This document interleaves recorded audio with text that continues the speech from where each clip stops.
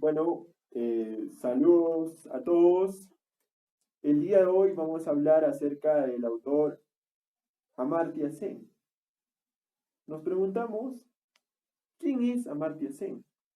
Amartya Sen es un filósofo, economista, que nació en 1933 en Bengala, India. Tiene un doctorado en la Universidad de Cambridge, en el Reino Unido, esto en el año de 1959. Además, fue profesor en la India, el de Reino Unido y los Estados Unidos de América. Se desempeñó como alto funcionario de la Comisión Económica del Reino Unido y también fue Premio Nobel de Ciencias Económicas, esto en el año de 1998. La pregunta es, ¿por qué estudiamos a Amartya Sen? Los países pueden desarrollar una nueva estructura en la medición del crecimiento, planteándose metas que tengan objetivos sostenibles a largo plazo, es lo que nos dicen, ¿no? Y es por eso también que debemos estudiarlo, porque nos ayuda, o nos dice, beneficiar a las personas en estado de vulnerabilidad de libertades y oportunidades para que puedan desarrollar sus capacidades. ¿Qué investigaciones realizó Amartya Sen? Amartya Sen estudió la pobreza y hambruna, un ensayo sobre el derecho y la privación, esto en el año de 1981, donde demuestra que la consecuencia del hambre no es la falta de alimentos, sino la desigualdad de su distribución. Analizar las teorías económicas sería cuestión de valores, cuestionándose sobre los modelos económicos actuales que promueven el interés individual. En esta ocasión vamos a hablar del libro Desarrollo y Libertad. El libro se basa en sus 6 conferencias que están divididas en 12 capítulos. Esto lo dictó en su calidad de presidente del Banco Mundial, donde se pregunta 2 preguntas específicas. ¿Cómo es posible que un mundo como en el nuestro ha alcanzado un nivel de prosperidad sin precedentes? Se les niegue las libertades más elementales a un gran número de seres humanos. 2. ¿Cuál es la relación entre nuestra riqueza y nuestra capacidad de vivir según nuestros deseos? En este libro se plantean estas 2 preguntas, y al cual el autor responde. Ofrece al lector no especialista, se podría decir a un lector que no es economista, sino a todos en general, de conocer y comprender sus agudos y revolucionarios análisis sobre el bienestar, el progreso social y el desarrollo económico. Los pobres y desposeídos no podían encontrar a un paladín más elocuente y perspicaz entre los economistas que Amartya Sen. Sus escritos han revolucionado su teoría, la práctica del desarrollo, al demostrarnos que la calidad de nuestras vidas deben medirse no por nuestra riqueza, sino por nuestra libertad. La labor que lleva a cabo la ONU en favor del desarrollo se ha visto enormemente beneficiado por las opiniones del profesor Sen, llenas de sabiduría y sensatez. Desarrollo y libertad también habla cómo lograr la meta máxima del ser humano, o sea, la felicidad. Para ello se necesitan de 2 temas básicos, la riqueza y el desarrollo de libertad. Una verdadera libertad, desarrollando sus capacidades. De esta manera podremos obtener la felicidad. ¿Por qué la riqueza? Estados pueden promover e invertir programas sociales que brinden las herramientas o conocimientos que la permitan tener una mejor calidad de vida. ¿Qué es desarrollo en libertad? Cuando el individuo tiene las capacidades requeridas para afrontar la vida e integrarse a la actividad económica de su ciudad, podemos decir que está desarrollando de una manera justa y competitiva. El desarrollo también puede concebirse como un proceso de expansión de las libertades reales de los que disfruten los individuos.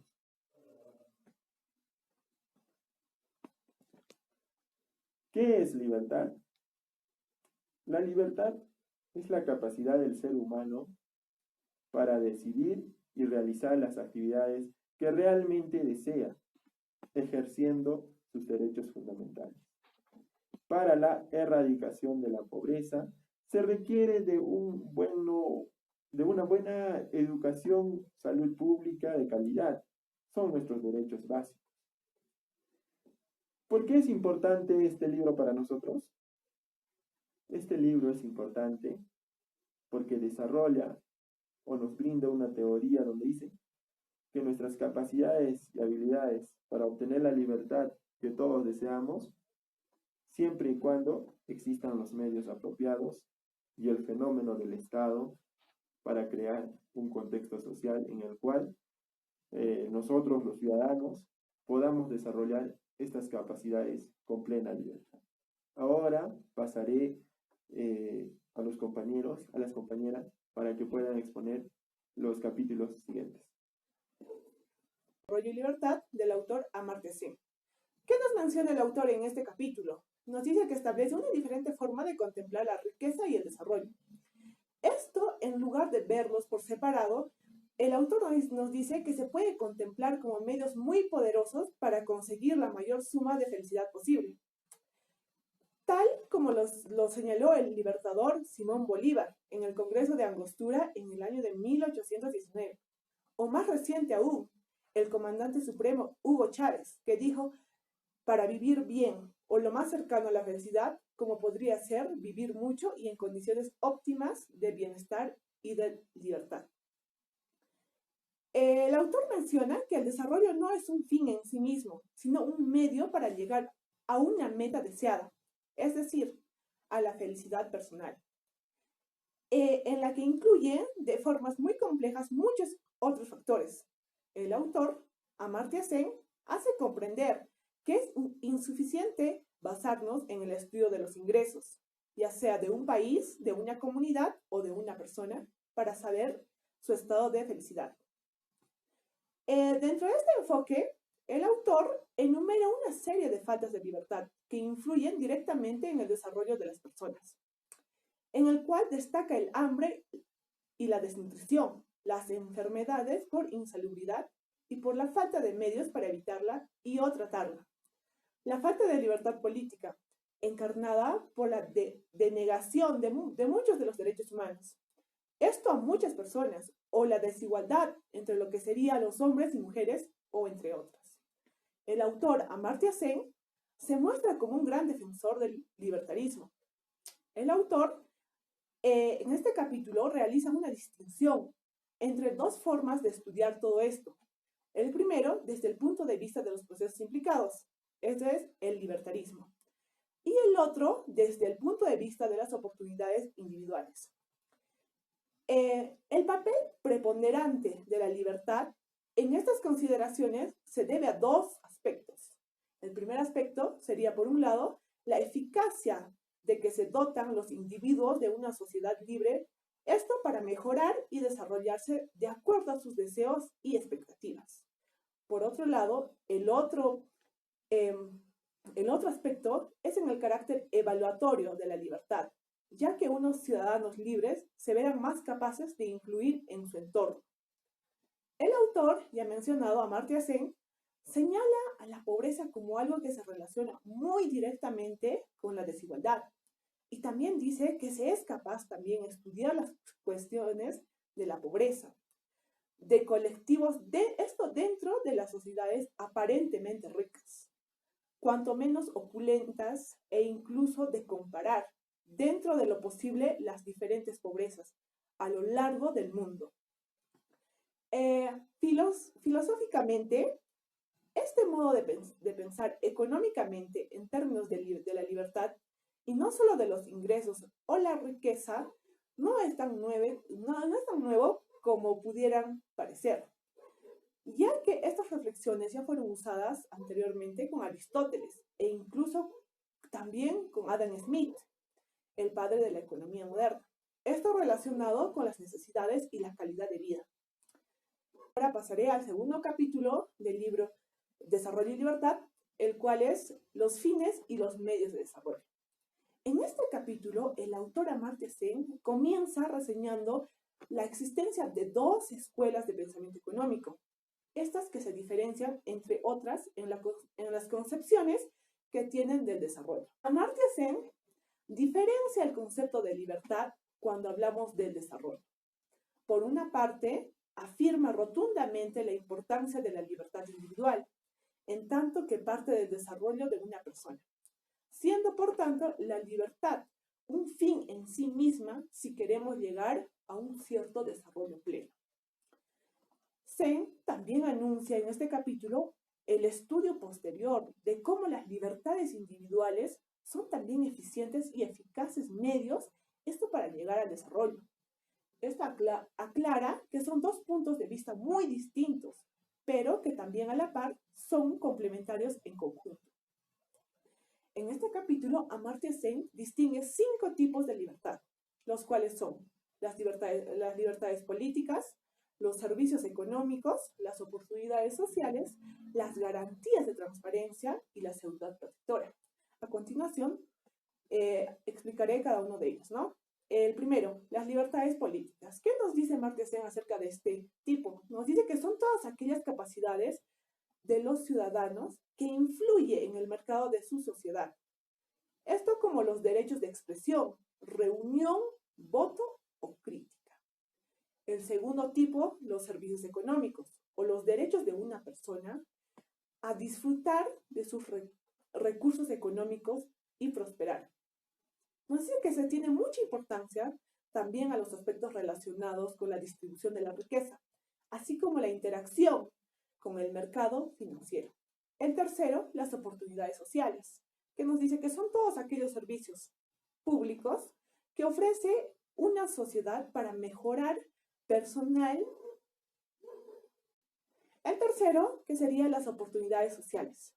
Son todos aquellos servicios públicos que ofrece una sociedad. Esto para mejorar en los individuos que lo conforman, como es la educación. El cuarto nos dice las garantías de transparencia, esto que influyen en el grado de confianza que mostrarán los individuos en sus tratos mutuos y con la sociedad que los engloba. El autor se refiere, sobre todo en este punto, a la divulgación y aprovechamiento libre de la información y también a la corrupción económica, esto de las empresas e instituciones. En el quinto punto es la seguridad protectora. ¿Qué nos dice este punto? Nos dice que esto ayuda a los más desfavorecidos por cualquier causa a sobrevivir y prosperar en la sociedad. Amartya Sen añade en este punto que los componentes de esta libertad deberán ser proporcionados por el conjunto de la sociedad, de forma fija o excepcional. Un claro ejemplo sería los catástrofes. Todas estas libertades se complementan entre sí, como medios para conseguir el desarrollo. Así, aunque el crecimiento económico se contempla como un excelente medio para intercambiar la renta privada, el autor señala que también un crecimiento económico fuerte puede servir para reforzar el resto de libertades, especialmente quizás la seguridad protectora y las oportunidades sociales.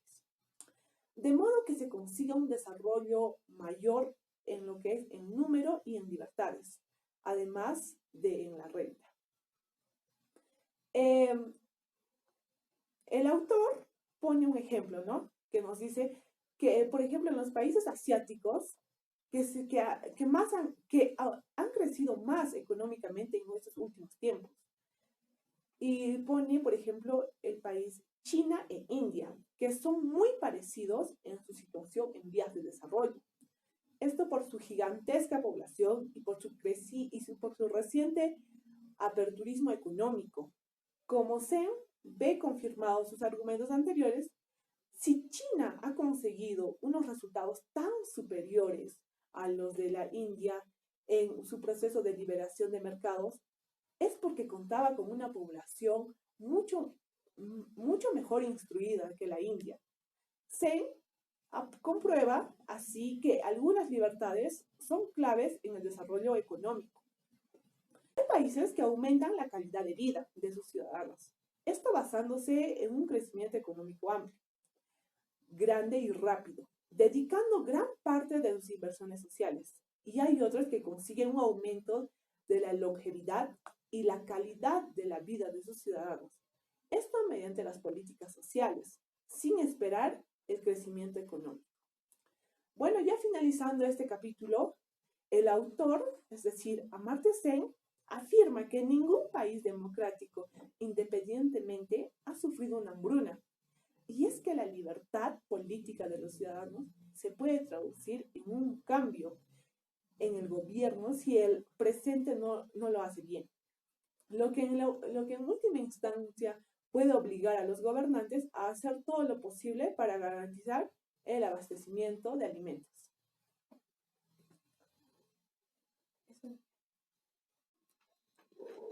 Capítulo 3. La libertad y los fundamentos de la justicia. En este capítulo, el autor se dedica a analizar tres bases ideológicas posibles en las que fundamenta la justicia social: el utilitarismo, el pensamiento libertario y la llamada justicia racial. Las tres se diferencian en el conjunto de informaciones que consideran a la hora de diseñar la política social y económica. De hecho, el carácter de cada enfoque viene dado por el tipo de informaciones excluidas, los argumentos empleados para realizar los juicios de valor que caracterizan cada enfoque. Para el utilitarismo solo cuenta la información relacionada con la utilidad, con lo que consiguen bien los individuos y en la sociedad a la que pertenecen, con sus decisiones de mercado y consumo, sin importar, por ejemplo, cuestiones como las libertades, puesto que éstas no aportarían utilidad directamente. Un enfoque claramente poco grato que es para el autor. Por su parte, el pensamiento libertario se basa exclusivamente en exigir el cumplimiento de todas las libertades individuales, por encima de cualquier otra consideración, en especial sin tener en cuenta para nada el cumplimiento de los deseos de los individuos, la utilidad, por lo cual es un planteamiento antagónico al utilitarista.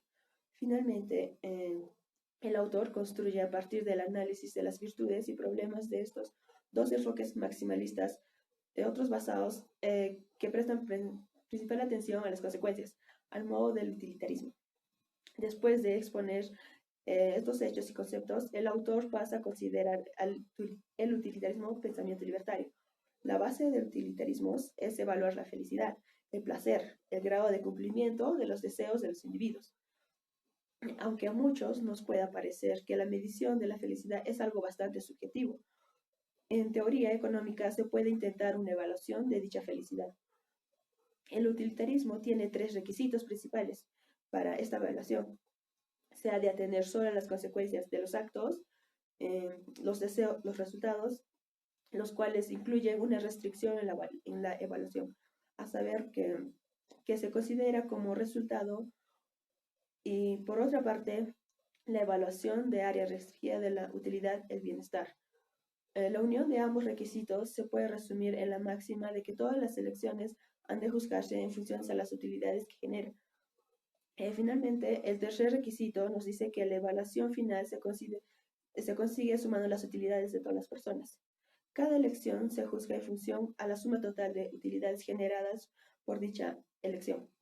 Para esta corriente de pensamiento, la encarnación de la injusticia es la pérdida de utilidad, de bienestar, de una situación dada, respecto de otra con utilidad agregada mayor. El principal defecto de partida del utilitarismo es que no se pueden hacer comparaciones de felicidad entre personas diferentes. Pero a pesar de esto, tiene dos importantes virtudes. Permite juzgar las instituciones sociales desde el punto de vista de sus resultados y desde el punto de vista del bienestar que generan. A cambio, peca de tres grandes inconvenientes. No presta ninguna atención a los derechos y libertades, y si acaso no lo hace indirectamente. Es indiferente ante la distribución de la utilidad y no considera que muchas veces que aquello que conseguimos como bienestar puede estar influido por nuestras situaciones personales sociales.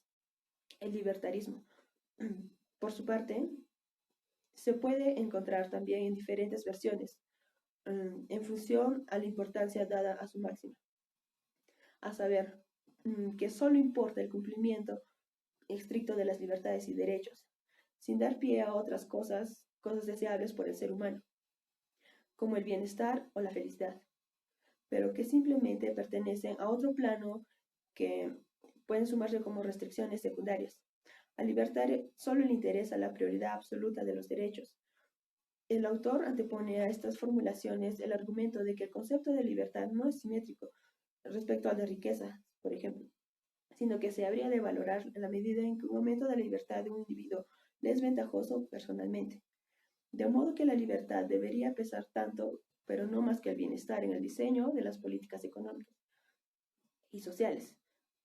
Paradójicamente, un enfoque basado en la observancia de la libertad puede ser tan ignorante de las faltas de libertad individual como en el enfoque utilitarista, pues su base de información es incluso menor que la de este.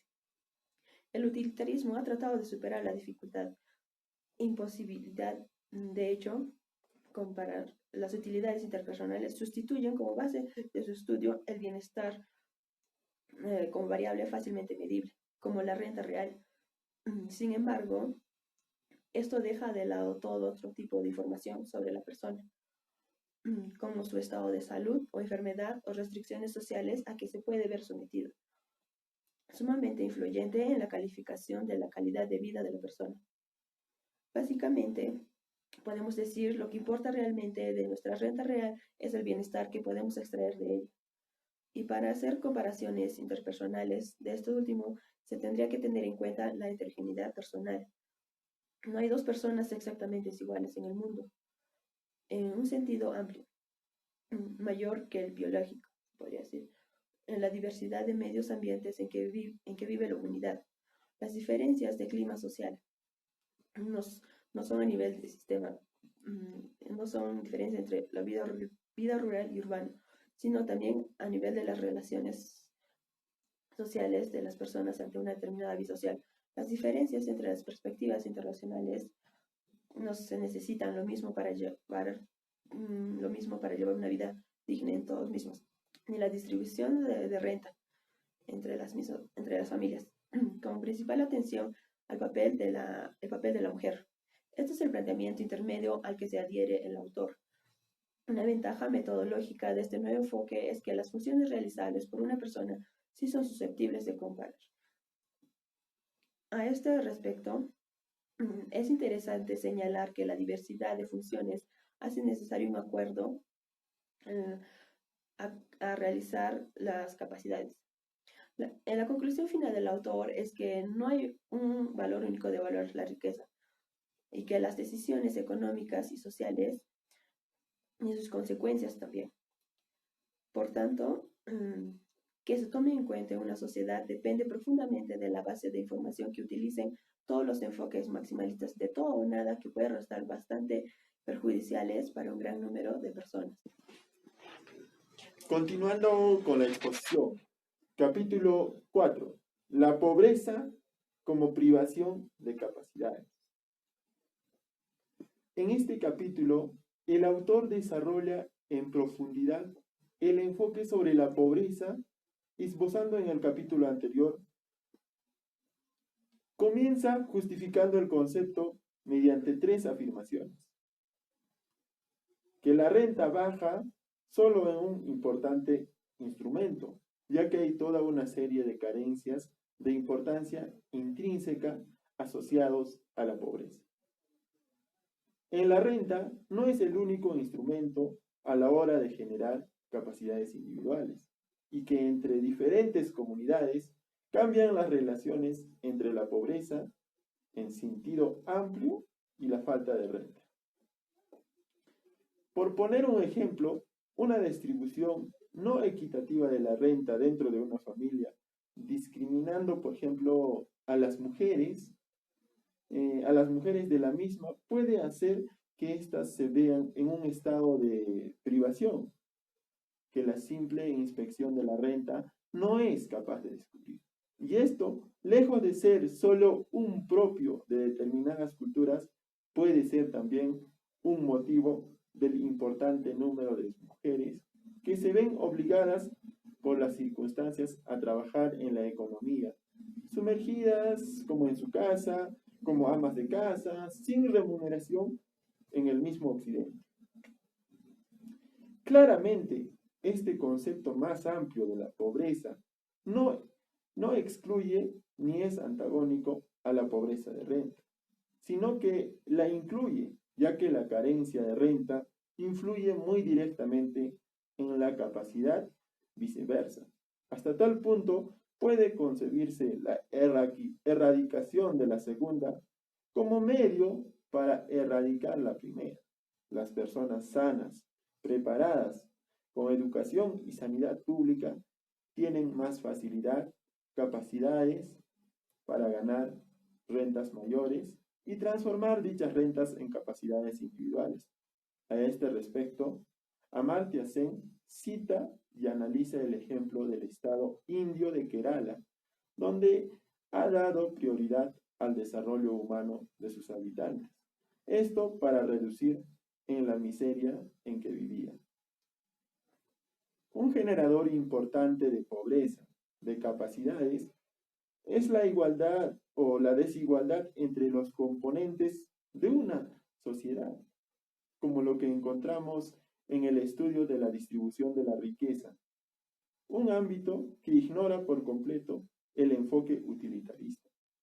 Amartya Sen avisa sobre las consecuencias negativas que pueden tener algunas medidas que pretenden erradicar la desigualdad de una forma de pérdida para todos. Y seguidamente analiza un generador de desigualdad muy propio de Europa, el paro, comparando la situación y la filosofía política subyacente en los enfoques europeos y estadounidenses. Así, al respecto de la libertad individual y la esperanza en la capacidad de crecimiento personal, un crecimiento personal individual, impide un sistema de subsidios en Estados Unidos, a la par que cifras de paro como las Europas echarían abajo a cualquier gobierno con el que ocurrieran, en tanto que en Europa los subsidios se ven como una herramienta como paliar la merma de renta que supone el paro para una persona. Con esto, Amartya Sen se introduce al meollo del capítulo, la comparación de las situaciones de pobreza, desigualdad entre diferentes sociedades y aún dentro de una sociedad misma. Comienza con el paro y Estados Unidos de Europa. Continúa con estas dos entidades, pero analizando el resto de sistemas sociales y la desigualdad de trato médico a que se ven sometidos hombres y mujeres negros estadounidenses por su menor renta y otros problemas como la violencia. Y pone sus cifras de una longevidad y esperanza de vida a la altura de habitantes de países considerados clásicamente mucho más pobres que Estados Unidos, a nivel de renta, y finalmente se centra y compara las situaciones del África subsahariana y el sur de Asia, particularizado por la India. Dos regiones claramente desfavorecidas, destaca el bajo nivel de renta y el bajísimo esperanza de vida al nacer. Una vida breve y muy precaria, porque cuyos males destacan la desnutrición infantil y la baja o nula educación de los adultos. Hay estados de la India con peor mortalidad infantil que muchos países africanos y los mismos en los niveles de educación femenina. Si la India gana en el apartado de la esperanza de vida, está al mismo nivel o pierde si consideramos la desnutrición inclusiva con la paradoja de que la judía se abastece, pero claro está, solo tú que respeta la demanda del mercado de alimentos, es decir, la demanda de los que pueden comprar la comida, pues la demanda real es muchísimo mayor. Una de las razones de estas diferencias puede ser la democracia en la India, que ha evitado las hambrunas recurriendo a que estos cometidos estén sometidos a millones de personas. Si los autoritarios países africanos, pero que hacen caso omiso de la educación pública para todos y que debe vérselas con un enquistado sistema de casos con la sumisión de la mujer. Para terminar, precisamente se analizan las cifras del número de mujeres en el mundo. Aunque el feto hembra es más fuerte y resistente que el feto varón, nacen más niños que niñas. Esto se debe al grado de pobreza y precariedad física. Una precariedad física de las mujeres en muchas zonas del mundo, ya que si se aplicaran las cifras resaltantes de las estadísticas occidentales, podrían estar faltando entre 20 y más de 100 millones de mujeres en el mundo. Además, habría que considerar las políticas de prevención de la fecundidad, como las llevadas a cabo en China y su efecto sobre este apartado. La conclusión a la que llega el autor en este capítulo es que no se puede considerar solo la desigualdad de renta a la hora de evaluar la pobreza de las personas, sino que hay muchos más factores en juego. Bueno, continuando con el libro, vamos a tocar el capítulo número 5, Mercado, Estado y Oportunidad Social. Amartya comienza este capítulo tratando que el mercado es un elemento fundamental en el desarrollo de algunas libertades. En el desarrollo de algunas... Por ejemplo, prohibir los mercados implica evitar algo humano, ya que las personas buscan ese deseo de intercambio y necesidad de poder interactuar dentro de este ámbito. Sin embargo, la existencia de mercados puede suponer una mejora en las capacidades de una persona. Entonces se puede analizar cómo el mercado del trabajo libre es un valor en sí mismo, tal y como lo expresan los ex esclavos negros norteamericanos al no querer trabajar con sus antiguos amos o buscar un derecho a poder elegir un trabajo. Por su propia voluntad, los ex esclavos mencionan que es estar asociado a la lucha por sus tierras y sus derechos en determinados lugares de la India. Así como, por ejemplo, se menciona que el trabajo infantil se expone que realmente es un nuevo tipo de esclavitud, porque al ser obligados a trabajar a los niños es negarle la libertad fundamental de acudir a la escuela. Seguidamente, el autor explica brevemente los conceptos defensores, que defienden el mercado su eficiencia a la hora de aumentarla. Se puede trasladar también al ámbito de que trata el libro. Por ejemplo, las libertades parafraseando el resultado. Aaron nos dice que un equilibrio de mercado competitivo garantiza que no puede aumentar las libertades de una persona manteniendo de todas las demás. Es decir, que no puede aumentar. En este sentido se define la eficiencia del mercado en los espacios de las capacidades individuales. Por ejemplo, las libertades parafraseando el resultado.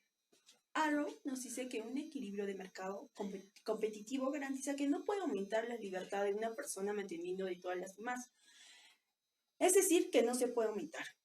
En este sentido se define a la eficiencia de los mercados en los espacios de las capacidades individuales. Sin embargo, el autor no le interesa solo la eficiencia del mercado, sino también su equidad, y se da cuenta que los mercados son sumamente inequitativos. Por ejemplo, la de transformar la renta en algo útil para la persona. Sin embargo, este estudio es complicado porque la equidad puede influir negativamente en la eficiencia básica para el funcionamiento de los mercados como generadores, no solo de la riqueza, sino también de la libertad. En este punto se comienza a analizar diversos casos de la lucha entre la eficiencia y la equidad. Por ejemplo, en Europa se conceptuó un servicio universal de asistencia sanitaria como el que mejor puede ayudar. Entonces, a quienes no tienen recursos, minimizando al menos la información que no conoces. Aquí el autor analiza cómo es que los problemas que tienen los sistemas que intentan aumentar la equidad basándose en los ingresos que por fuerza se han de basar en la recopilación de la información. Bueno, para terminar el capítulo, el autor explica cómo todos los países que han conseguido un cierto desarrollo de sus habitantes han tenido una época de fuerte inversión pública. Por ejemplo, en Europa podría servir con todas las precauciones lógicas para evitar la inflación y los déficits públicos para mejorar. Finalmente, haciendo una síntesis de todo el capítulo, se trata de decir en 3 puntos fundamentales: que la economía de mercado es muy beneficiosa para aumentar el desarrollo y finalmente la felicidad de los individuos. El rol del Estado es necesario para mejorar la equidad en la economía del mercado. También menciona la necesidad de contar con el Estado para garantizar una mayor equidad, pero con el cuidado de no incrementar demasiado el déficit público.